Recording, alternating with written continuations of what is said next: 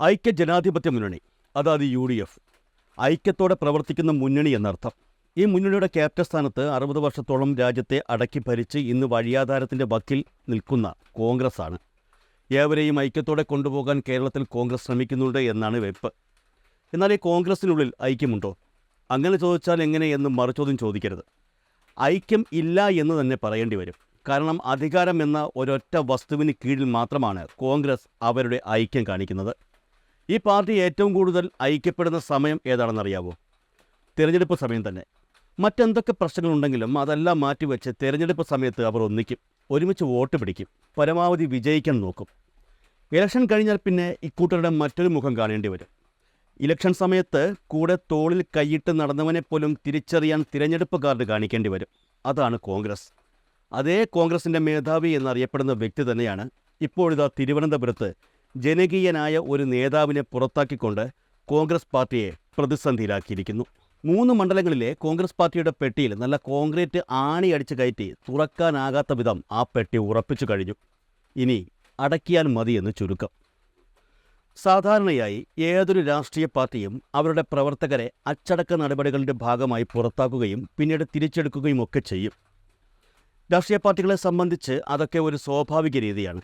എന്നാൽ ഇവിടെ അങ്ങനെയല്ല സംഭവിച്ചിരിക്കുന്നത്. ഒരു വ്യക്തിയെ മുൻകാല വൈരാഗ്യത്തിൻ്റെ പേരിൽ പാർട്ടിയിൽ നിന്ന് പുറത്താക്കുകയും അതിനുശേഷം അയാളെ തിരിച്ചെടുത്ത് 2 ദിവസം കഴിഞ്ഞപ്പോൾ വീണ്ടും പുറത്താക്കുകയുമാണ് ചെയ്തിരിക്കുന്നത്. അതായത് ഒരു വ്യക്തിയെ എത്രത്തോളം നാണം കെടുത്താൻ പറ്റുമോ അത്രത്തോളം നാണം കെടുത്തുക എന്ന ലക്ഷ്യം മാത്രമേ ഇതിന് പിന്നിലുള്ളൂ. ഇതിന് ചുക്കാൻ പിടിച്ചത് സാക്ഷാൽ KPCC പ്രസിഡന്റ് K. സുധാകരൻ തന്നെയാണ്. ലോക്സഭാ തെരഞ്ഞെടുപ്പിനോട് അനുബന്ധിച്ച് കണ്ണൂരിൽ സ്ഥാനാർത്ഥിയായ സുധാകരൻ അവിടെ മത്സരിക്കാനായി പോയി മത്സരമൊക്കെ കഴിഞ്ഞ് തിരിച്ചെത്തിയത് ഗർജനത്തോടു കൂടി തന്നെയാണ്. സുധാകരൻ ഇല്ലാത്ത സമയത്ത് KPCC അധ്യക്ഷ പദവിയിലിരുന്ന MM ഹസൻ ആ പദവിയിൽ ഇരുന്നു കൊണ്ട് നടത്തിയ നടപടികൾ പുനഃപരിശോധിക്കുമെന്ന് ഉറപ്പിച്ചു പറയുകയും ചെയ്തിരിക്കുന്നു സുധാകരൻ. അപ്പോൾ നമ്മൾ നേരത്തെ പറഞ്ഞ പുറത്താക്കപ്പെട്ട നേതാവ് മാത്രമല്ല നാണം കെട്ടത്.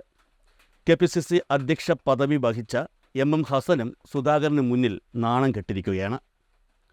MM ഹസൻ KPCC പ്രസിഡന്റിന്റെ ചുമതല വഹിച്ചിരുന്ന ഘട്ടത്തിൽ തിരിച്ചെടുത്ത നേതാവിനെ തിരിച്ചെത്തിയതിന് പിന്നാലെ വീണ്ടും പുറത്താക്കി KPCC പ്രസിഡന്റ് K. സുധാകരൻ കഴിഞ്ഞ ദിവസം വാർത്തകളിൽ നിറയുകയായിരുന്നു. മുമ്പ് പാർട്ടിയിൽ നിന്നും പുറത്താക്കപ്പെട്ട KPCC സെക്രട്ടറി MA ലത്തീഫിനെയാണ് സുധാകരൻ പുറത്താക്കിയത്.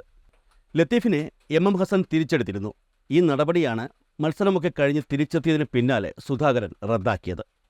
ഇതോടെ കോൺഗ്രസിനെ സംബന്ധിച്ച് തിരുവനന്തപുരം ജില്ലയിലെ ജനകീയനായ നേതാവ് MA ലത്തീഫ് വീണ്ടും പാർട്ടിയിൽ നിന്ന് പുറത്തായി. MM ഹസൻ എടുത്ത തീരുമാനങ്ങൾ പുനഃപരിശോധിക്കുമെന്ന് K. സുധാകരൻ അറിയിച്ചിരുന്നു. ഇതിന് പിന്നാലെയാണ് ഇപ്പോൾ MA ലത്തീഫിനെ തിരിച്ചെടുത്ത നടപടി റദ്ദാക്കിയിരിക്കുന്നത്. VD സതീശൻ്റെ തീരദേശ സന്ദർശനത്തിൻ്റെ ഭാഗമായി മുതലപ്പൊഴി സന്ദർശിച്ച സമയത്ത് ആ സന്ദർശനം തടയാൻ ലത്തീഫ് ഇടപെട്ട് നിർദ്ദേശം നൽകിയെന്നാണ് കോൺഗ്രസ് കണ്ടെത്തൽ. KPCC നിയോഗിച്ച അന്വേഷണ കമ്മീഷനാണ് ഇത് കണ്ടെത്തിയത്. ചിറയൻകീഴ് നിയോജക മണ്ഡലത്തിലെ പാർട്ടി പ്രവർത്തകരിൽ വിഭാഗീയ പ്രവർത്തനത്തിന് നേതൃത്വം കൊടുത്തത് ലത്തീഫാണെന്നും പാർട്ടിയുടെ അന്വേഷണ റിപ്പോർട്ടിൽ വ്യക്തമാക്കിയിരുന്നു. ഇതിനെ തുടർന്നാണ് ലത്തീഫിനെതിരെ പാർട്ടി നടപടിയെടുക്കാൻ തീരുമാനിച്ചത്. തുടർന്ന് 2021 6 മാസത്തേക്ക് പാർട്ടി ലത്തീഫിനെ സസ്പെൻഡ് ചെയ്ത് നടപടി സ്വീകരിക്കുകയായിരുന്നു. സസ്പെൻഷൻ കാലാവധി അവസാനിക്കാനിരിക്കെ 2021 പ്രാഥമികാംഗത്വത്തിൽ നിന്നും ലത്തീഫിനെ പുറത്താക്കുകയും ചെയ്തു. ഈ വർഷം ലോക്സഭാ തെരഞ്ഞെടുപ്പ് സ്ഥാനാർത്ഥി പ്രഖ്യാപനത്തിന് ശേഷം K. സുധാകരൻ തെരഞ്ഞെടുപ്പിൽ മത്സരിക്കാനായി കണ്ണൂരിലേക്ക് പോയ വേളയിലാണ് MM ഹസന് താൽക്കാലിക അധ്യക്ഷ പദവി നൽകിയത്. ഇലക്ഷൻ കഴിഞ്ഞ് സുധാകരൻ മടങ്ങിയെത്തിയപ്പോൾ KPCC അധ്യക്ഷ സ്ഥാന കൈമാറ്റം സംബന്ധിച്ച് ചില അനിശ്ചിതത്വങ്ങൾ രൂപമെടുത്തിരുന്നു. എന്നാൽ അതെല്ലാം തരണം ചെയ്ത് സുധാകരൻ്റെ ഒടുവിൽ സ്ഥാനം ഏറ്റെടുക്കുകയായിരുന്നു. സ്ഥാനം ഏറ്റെടുത്ത ഉടനെ സുധാകരൻ ദേഷ്യം മുഴുവൻ തീർത്തത് MM ഹസനോട് തന്നെയാണ്. താൻ മാറി നിന്ന ഘട്ടത്തിൽ MM ഹസൻ കൈക്കൊണ്ട തീരുമാനങ്ങൾ പരിശോധിക്കുമെന്നാണ് സുധാകരൻ പറഞ്ഞത്. ആദ്യ നടപടിയായി MA ലത്തീഫിനെ പുറത്താക്കുകയും ചെയ്തു. ഇനി യഥാർത്ഥ കാര്യത്തിലേക്ക് വരാം. തിരുവനന്തപുരത്തെ തീരദേശ മേഖലകളിൽ കോൺഗ്രസ് നിലനിൽക്കുന്നത് MA ലത്തീഫ് എന്ന നേതാവിൻ്റെ കൂടെയാണെന്ന് അറിയാത്തവരല്ല സുധാകരനും സതീശനുമൊക്കെ. എന്തുകൊണ്ട് ഇത്രയും പ്രധാനപ്പെട്ട ഒരു നേതാവിനെതിരെ K. സുധാകരനും സതീശനും നടപടിയെടുത്തു എന്നുള്ളതാണ് ചോദ്യം. ആ ചോദ്യത്തിന് ഒറ്റ ഉത്തരം മാത്രമേ ഉള്ളൂ. MA ലത്തീഫ് ഉമ്മൻചാണ്ടി പക്ഷക്കാരനാണ്.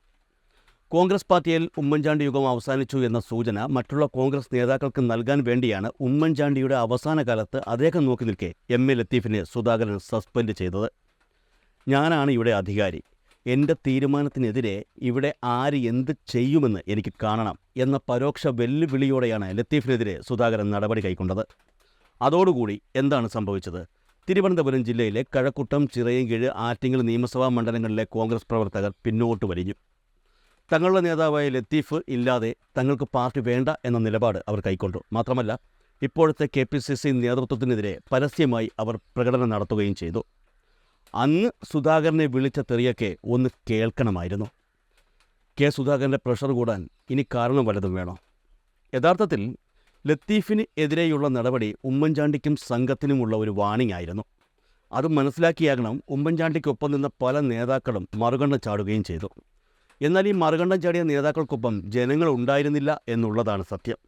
മറുകണ്ഠം ചാടാത്ത, ചരിത്രത്തിൽ ആദ്യമായി തുടർച്ചയായി 2 തവണ പുറത്താക്കൽ നടപടി നേരിട്ട MA ലത്തീഫിനൊപ്പം അണികളുണ്ട്. അതുകൊണ്ട് തന്നെ സഹായങ്ങൾക്ക് പൊരുത്തു നന്ദി, ഞാൻ പോണേണ് എന്ന് പറഞ്ഞ് ലത്തീഫ് പോയാൽ കൂടെ കുറച്ച് പേരും കൂടി അങ്ങ് പോകും. അപ്പോൾ തിരുവനന്തപുരത്തെ കാര്യം ഏകദേശം തീരുമാനമാവുകയും ചെയ്യും. പിന്നെ ആകെയുള്ള ഒരു ആശ്വാസം എന്ന് പറയുന്നത് തിരിച്ചെടുത്ത ശേഷം പുറത്താക്കിയ നടപടി എത്തിയത് ലോക്സഭാ തിരഞ്ഞെടുപ്പ് കഴിഞ്ഞ ശേഷമായിരുന്നു എന്നുള്ളതാണ്. ജനങ്ങൾ വോട്ട് ചെയ്തതുകൊണ്ട് ലത്തീഫിനെ പുറത്താക്കിയ നടപടി വോട്ടിങ്ങിനെ ബാധിക്കില്ല എന്ന് ആശ്വസിക്കാം.